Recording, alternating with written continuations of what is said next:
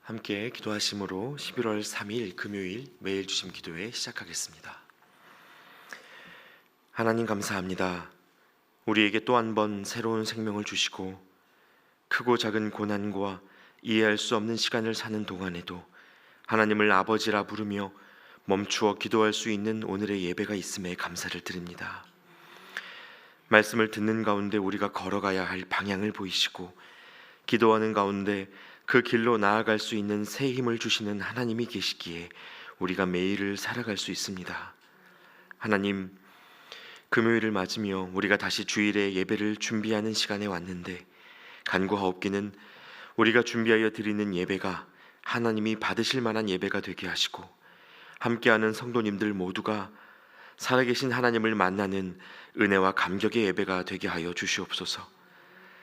자녀들은 예언할 것이요 청년들은 환상을 보고 아비들은 꿈을 꾸리라 말씀하셨던 것처럼 교회 학교의 영유아부부터 고등부에 이르기까지 또 청년들과 장년에 이르기까지 모든 세대가 하나님을 만나고 성령의 충만함을 입는 시간 되게 하여 주시옵소서.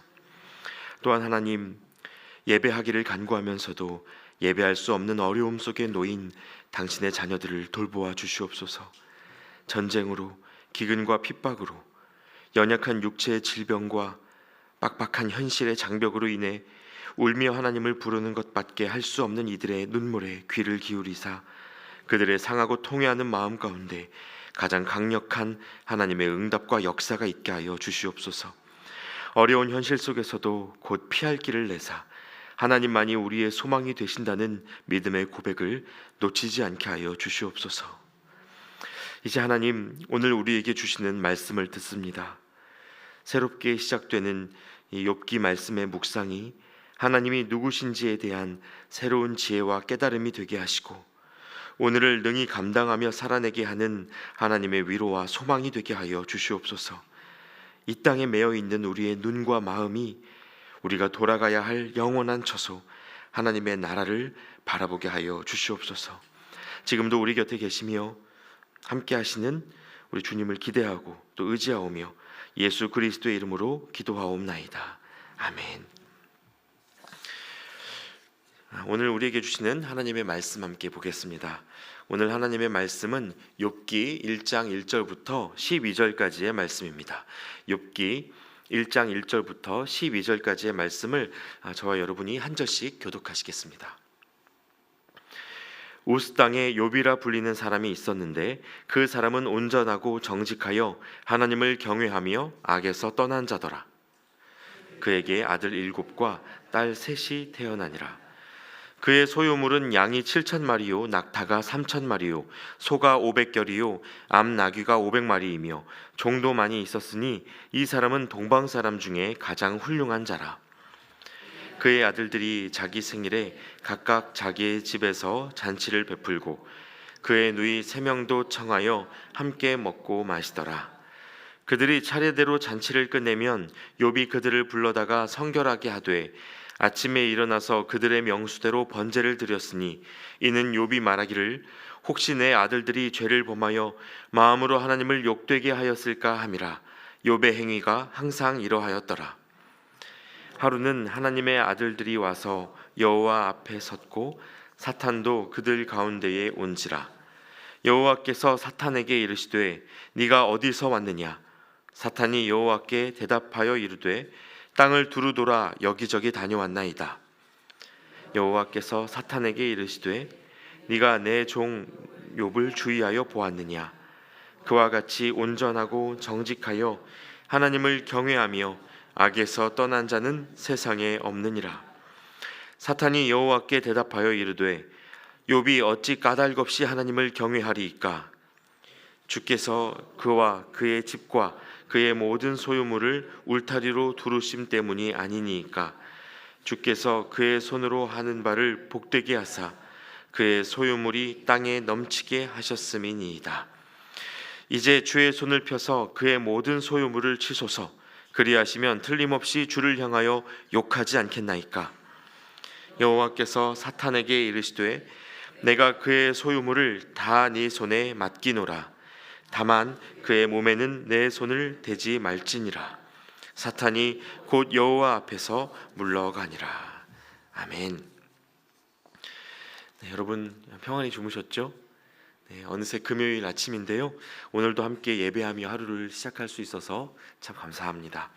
오늘 우리를 부르신 하나님께서 또 말씀해 주시고 그 말씀으로 하루를 살아낼 수 있는 힘을 주시기를 소망합니다. 여러분 수많은 성경 인물들 중에 닮고 싶은 사람 하나를 꼽으라고 하면 여러분은 누구를 택하시겠습니까? 다윗, 사무엘, 세례 요한 등 많은 인물들을 떠올릴 수 있겠죠. 그러나 아마도 오늘 우리가 함께 읽는 이 욥만큼은 닮고 싶은 인물로 언급되기는 쉽지 않을 것 같습니다. 왜 그렇습니까? 믿음의 사람인 건 알겠는데 그의 고난까지 닮게 될까 두려운 마음이 있기 때문입니다. 하나님이 우리도 이렇게 살라고 하실까 봐 욥기는 때로 펼쳐보는 것조차 꺼려지는 조금은 불편한 책입니다. 그러나 여러분 이 욥기 말씀은요, 우리가 결코 그냥 지나칠 수 없는 신앙의 핵심을 담고 있습니다. 성경의 어떤 책보다 적나라하게 우리의 현실을 반영하고 또 성경의 어떤 책보다 강력하게 하나님의 임재를 드러내는 책이 바로 이 욥기이기 때문에 오늘부터 시작되는 욥기 말씀의 묵상이 우리에게 어떤 은혜로 경험될지 여러분 기대하시면서 이 본문 속으로 같이 한번 들어가 보시면 좋겠다 싶습니다. 먼저 여러분 욥이 누구인지 살펴보겠는데요. 욥이라는 이름은 히브리어로는 핍박받는 사람이라는 뜻을 갖고 있고요. 고대 근동에서 통용되던 아카드어로는 하나님 아버지가 어디에 계시는가라는 뜻을 그 이름에 담고 있습니다. 이름부터가 좀 의미심장하지 않습니까? 아마도 우리가 욥기를 읽는 동안에 하나님 어디에 계십니까? 라는 이 질문을 계속해서 하게 될 테고요. 삶에서 직면하는 여러 문제 앞에서도 또 이 질문을 던지시게 될 겁니다. 그러나 이름과 달리 이 욥이 어떤 사람이었는가 보면 미스터 완벽이다 라고 부르고 싶을 만큼 흠없는 사람이었습니다. 의인 중에 의인이었고 하나님을 경외하는 사람이었습니다. 이 아들이 7명 그리고 딸이 셋, 도합 10명의 자녀가 있었는데요. 그가 갖고 있는 재산을 보더라도 양이 7,000마리, 낙타가 3,000마리 이상으로 엄청난 부자입니다. 부와 명예와 지혜를 모두 겸비한 사람이었다는 뜻입니다. 또 본문 4절 이하에 보니까 그가 어떤 사람이었는지를 보여주는 한 실례가 담겨져 있는데요. 욥이 자녀들이 잔치를 치르고 나면 그들을 다 순서대로 불러다가 성결하게 하고 먹고 마시는 동안에 행여 그 입술로 하나님 앞에 범죄하지는 않았을까 하여 인원수대로 번제를 드렸다고 합니다. 그리고 이걸 가끔 한 번씩 한 게 아니고 5절 말씀에 보면 욥의 행위가 항상 이러하였더라 라고 기록이 되어 있습니다. 한두 번이 아니고 항상입니다. 어떻게 이런 사람이 있을까 싶을 정도로 참 신실한 하나님의 사람입니다. 자, 그런데 여러분 이렇게 살면 우리가 기대하는 것은 무엇입니까? 하나님이 복을 주시고 평안이 넘치도록 이끌어 주시고 이런 것들을 기대하죠. 그렇지 않습니까? 그런데 다 아시는 것처럼 여러분 이런 욥에게 아주 강력하고 갑작스러운 고난이 들이닥칩니다. 우리가 기대하는 바와는 너무 달라서 대체 어떻게 된 일인가 싶은데 오늘 말씀은 이 욥의 믿음을 두고 하늘에서 벌어졌던 하나님과 사탄 사이의 대화를 보여줍니다. 하나님이요, 이 땅에 욥과 같은 사람이 없다고 장담을 하시니까 사탄이 삐딱한 질문을 던지는데요. 하나님이 복을 주시니까 그렇지 괜히 그러겠습니까? 이렇게 도발적인 질문을 던집니다. 그러자 하나님이 욥의 생명만큼은 건들지 말고 모든 소유를 한번 흔들어 보도록 사탄에게 허락을 해주시게 됩니다. 여러분 한 번쯤 들어보셨을 테고 그래서 꽤 익숙한 이야기로 알고 계시는 부분일 겁니다. 그런데 여러분 바로 이 본문 속의 장면이 고난에 대해서 아주 중요한 영적 교훈 몇 가지를 전해줍니다. 제가 세 가지 차원으로 설명을 드려보려고 하는데요. 여러분, 먼저 이유를 알 수 없는 고난, 원인을 알 수 없는 고난이 있다는 것입니다. 특별히 이스라엘 백성들에게는요, 하나님을 섬기면 복을 받고 하나님을 떠나면 저주를 받게 된다는 그런 역사관을 뿌리 깊게 갖고 있었는데, 그래서 그들에게는 지금까지도 좋은 신앙 이꼴 복이라는 이 도식이 익숙해져 있습니다. 여러분, 성경 속 유대인들을 보시면 그들이 부패한 종교 지도자들에게까지 존경을 표하고 힘없는 장애인들을 업신여기는 모습을 보실 수 있는데요. 그 이유가 표면적으로 보이는 삶의 처지가 각 사람이 가진 믿음에 따라 주어진 결과라고 생각했기 때문입니다. 그러니까 지도자들이 부자가 된 건 하나님 잘 믿어서이고, 장애인들이 장애를 갖게 된 건 하나님을 똑바로 믿지 않았기 때문이다라고 생각했다라는 것입니다. 이 이스라엘 사람들뿐만이 아닙니다. 한국에서 살아가는 우리도요, 대부분 말씀 잘 들으면 상 받고 말씀 안 들으면 벌 받으면서 자라왔기 때문에 하나님 보시기에 잘 살면 복 받아야 한다, 이것이 당연하게 느껴집니다. 그러나 여러분, 실제로는 어떻습니까? 살아보면 정말 그렇습니까? 아닙니다. 인생의 고난은 인과율의 법칙에 따라서 다가오지 않습니다. 잘 믿어서 복 받고 안 믿어서 저주받는 게 아니라는 말입니다. 그러니까 여러분, 이 욥기를 읽으실 때도요, 고난을 견디면 복을 받게 된다라는 쪽으로 방향을 잡으시면 완전히 잘못 읽게 됩니다.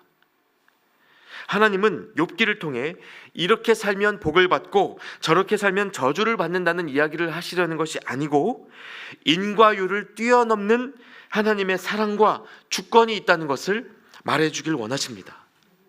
그래서 여러분, 많은 사람들이 고난을 겪을 때 그 이유를 찾고 왜 우리에게 고난이 찾아왔는가, 이렇게 질문을 던지는데요, 그 질문에는 답을 얻을 수 없습니다. 여러분, 이건 사랑도 마찬가지입니다. 여러분, 하나님이 우리를 사랑하신다고 하는데 왜 우리를 사랑하십니까? 대체 왜 우리를 사랑하시는 건지 그 이유를 찾으려고 하면요, 찾을 수 있는 답이 없습니다. 때로 고난도 그렇다는 거죠. 사랑의 이유를 말할 수 없듯이 고난의 이유를 말할 수 없는 때가 있습니다. 여러분, 이것을 이해하지 못하면 우리는 고난에 직면할 때마다 이유를 알게 해달라고 기도하고, 거기에 응답이 없으면 하나님이 우리를 버리신 것 아닌가라고 큰 착각을 하게 됩니다. 게다가 여러분, 본문을 잘 살펴보시면요, 고난은 하나님의 저주나 버리심이 아니라 오히려 우리를 향한 하나님의 기대와 연결되어 있는 주제입니다. 바로 여기에 오늘 말씀이 주는 두 번째 교훈이 있는데요, 고난 속에는 우리에 대한 하나님의 자랑과 믿음이 있다는 것입니다. 고난 속에는 우리에 대한 하나님의 자랑과 믿음이 담겨져 있다는 것입니다. 여러분, 8절 말씀을 다시 한번 보시겠습니다. 여호와께서 사탄에게 이르시되 네가 내 종 욥을 주의하여 보았느냐? 그와 같이 온전하고 정직하여 하나님을 경외하며 악에서 떠난 자는 세상에 없느니라. 여러분, 이 구절을 보시면 하나님이 욥을 얼마나 기뻐하셨는지가 이 구절 속에 드러나지 않습니까? 그런데 아이러니하게도 바로 이 하나님의 자랑으로부터 욥의 고난이 시작됐습니다. 죄인이어서가 아니라 오히려 의로운 사람이었기 때문에 겪게 된 고난이고, 욥이 감당해 내리라 하나님이 믿으시는 만큼 사탄에게 잠시 그 고난의 주권이 허락된 일이었습니다. 그래서 여러분, 삶에서 겪는 고난 때문에 우리가 하나님께 버림받았다고 생각하시면 안 됩니다. 하나님은요, 우리를 한순간도 포기하지 않으시는 하나님이십니다. 그럴 거였으면 인간이 되어 오시지도 않으셨을 테고요, 우리가 어려운 시간 속에서도 믿음을 지켜내기를 누구보다 바라시는 분이 하나님이십니다. 물론 여러분, 이게 말처럼 쉬운 일은 아닙니다. 괴롭지 않고 아프지 않으면 고난이라고 부르지도 않겠죠. 고난을 단번에 제거할 수 있는 방법이 있으면 좋겠는데 원인을 모르니 그럴 수도 없습니다. 그러나 여러분, 하나님이 우리를 버리신 것이 아니고 떠나신 것이 아니라고 한다면, 하나님이 우리에게 기대와 자랑을 갖고 계신다고 한다면, 우리가 고난 속에서 할 수 있는 일이 적어도 한 가지는 있습니다. 그게 뭘까요? 하나님 손 붙잡고 우는 겁니다. 소리도 질러가며 하나님을 부르는 겁니다. 무력해 보이죠? 세상 사람들이 볼 때는 죽지 못해 발악하는 것 정도로밖에 보이지 않는 일이어서 저렇게까지 하면서 살아야 하나 하는 생각이 들 수도 있습니다.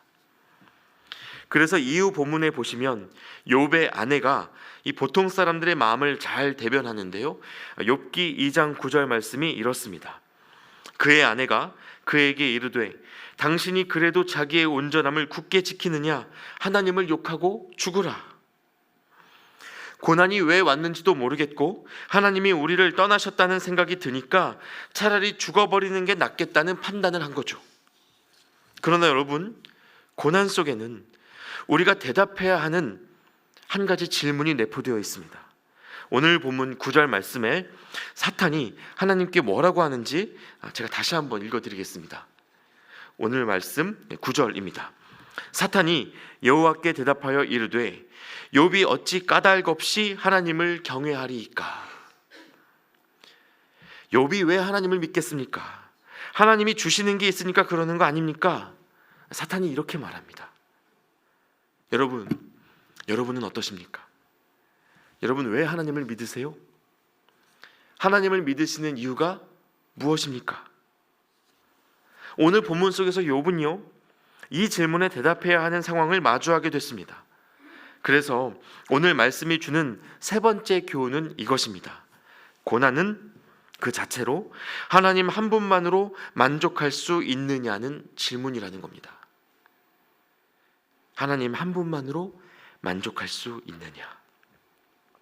여러분, 주님은 우리에게 생명을 주셨습니다. 영원한 생명을 주셨습니다. 하나님이 우리를 사랑하셔서 인간이 되어 죽으셨습니다. 우리가 그래서 하나님을 믿는 겁니다. 이미 우리가 받을 모든 복이 주님의 생명, 그 십자가에 있습니다. 더 이상 또 다른 복으로 하나님이 우리를 나를 좀 믿어달라고 설득하실 이유가 없다는 겁니다. 그러나 우리는 자주 예수님의 희생보다 현실적인 안녕의 가치를 두곤 합니다. 이 땅에서 살아가려다 보니까 주님이 주신 생명보다 다른 것들이 더 중요하게 느껴질 때가 있다는 것이죠. 그래서 여러분, 우리가 그리스도인으로서 하나님 한 분만으로 만족할 수 있느냐라는 이 질문 앞에 반복적으로 서는 것이 정말 중요합니다. 이건 다시 말해 주님께 생명을 받았으니 이제 다른 복을 더 받지 않고도 하나님을 섬길 수 있겠느냐라는 질문과 같습니다. 깊이 생각해 봐야 하는 질문이죠. 통장 잔고가 비고 소중하게 여기는 모든 것들이 사라졌을 때, 그때에도 하나님을 온전히 예배하며 따를 수 있을지는 쉽게 대답할 수 있는 문제가 아닙니다. 그런데 고난이요, 바로 이 고백을 증명하는 시험지와 같다는 것입니다. 이 시험을 치르는 동안 누군가는 마음이 꺾이고 하나님을 떠날 수도 있겠죠. 힘든 순간에는 하나님이 주시려고 하는 게 복인지 저주인지 헷갈리게 되니까 복을 주시려는 건지 저주를 내리시려는 건지 하나만 하시라고 말하고 싶을 때도 있습니다. 그러나 여러분, 참 놀랍게도 기독교 역사에서 교회를 지탱해왔던 믿음의 선조들 모두가 주님이 내게 전부시라는 이 고백을 드리기까지 각자의 고난을 지났습니다. 그래서 누군가는 고난이라 부르지만 그 삶을 다른 누군가는 소명이라고 부르기도 합니다. 누군가는 환난이라고 부르지만 또 다른 누군가는 연단이라고 부르기도 합니다. 이 차이가 뭐겠습니까? 같은 고난이지만 그 삶의 현실 속에서 하나님을 발견하고 있는가, 그렇지 못한가의 차이입니다. 여러분, 오늘 저 자신과 여러분에게 도전드리고 싶습니다. 우리는 다 때가 되면 하나님께로 갈 텐데 이 땅에서 거치는 고난으로 그날을 준비하시고 하나님 한 분만으로 충분하다라는 이 믿음의 고백으로 더 나아가실 수 있기를 바랍니다. 이와 관련해서 제가 얼마 전에 책 한 권을 읽게 됐는데요. 아프리카 김태훈 선교사님의 깨어진 그릇이라는 책입니다. 이분은 서울대 의대를 졸업하고 아산병원에서 소아외과 임상교수를 지내다 에티오피아 의료 선교사로 헌신하신 분입니다. 그런데 선교 1년 3개월 만에 파킨슨병 진단을 받으셨고요. 마음대로 되지 않는 몸을 이끌고 여전히 그 땅에서 선교 사역을 감당하고 계십니다. 아직 젊으시고요. 어린 자녀가 셋입니다. 여러분 벌써 여기까지만 들어도 질문이 막 생기지 않으십니까? 의대 교수를 뒤로하고 아이들을 셋씩이나 데리고 왜 거길 갔는지, 그런 분에게 왜 선교사역 1년 만에 어려운 병이 찾아오는지, 이런 질문들에 대해서 선교사님이요 이 책에서 대답하시기를 미련한 것, 약한 것, 천한 것, 멸시받는 것들을 택하사 있는 것들을 패하신다고 말씀하셨던 그 고린도전서의 말씀으로 대답을 하시더라고요. 또 고난이 잠시 지나는 소나기와 같은데 비가 온다고 집으로 돌아가지는 않아도 된다라는 하나님의 음성을 들으셨다고 합니다. 자신이 깨진 그릇을 쓰는 주님과의 동행 속에 있다고 하셔서 그래서 책 제목이 깨어진 그릇이 됐습니다. 여러분, 깨지는 건 아프고 고통스러운 일이죠. 하나님을 원망하고 떠나도 누구 하나 뭐라고 말 못할 만한 그런 일입니다. 그런데 그 시간 속에서 이렇게 그리스도를 발견해내는 믿음의 사람들이 있습니다. 여러분, 우리도 그렇게 살아내실 수 있으면 좋겠습니다.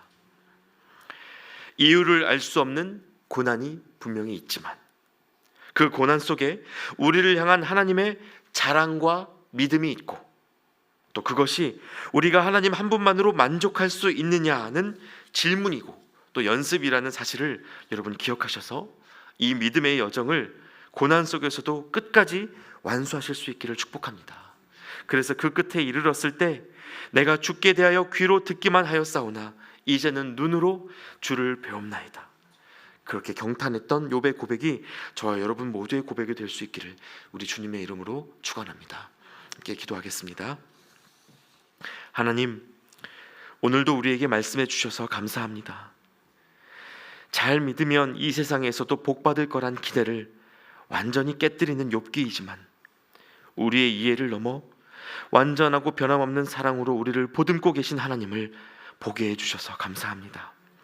하나님, 크고 작은 어려움이 끊이지 않고 하나님이 어디에 계시는가 묻게 되는 우리의 모든 순간에 동행해 주시고 하나님 한 분만으로 만족할 수 있는가 묻는 그 도전 앞에 하나님이 우리의 전부가 되신다는 믿음의 고백을 드릴 수 있도록 날마다 믿음을 더하여 주시옵소서.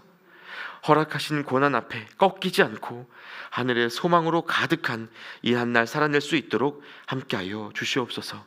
예수님의 이름으로 기도하옵나이다. 아멘. 계속해서 각자의 기도 제목으로 함께 기도하시겠습니다.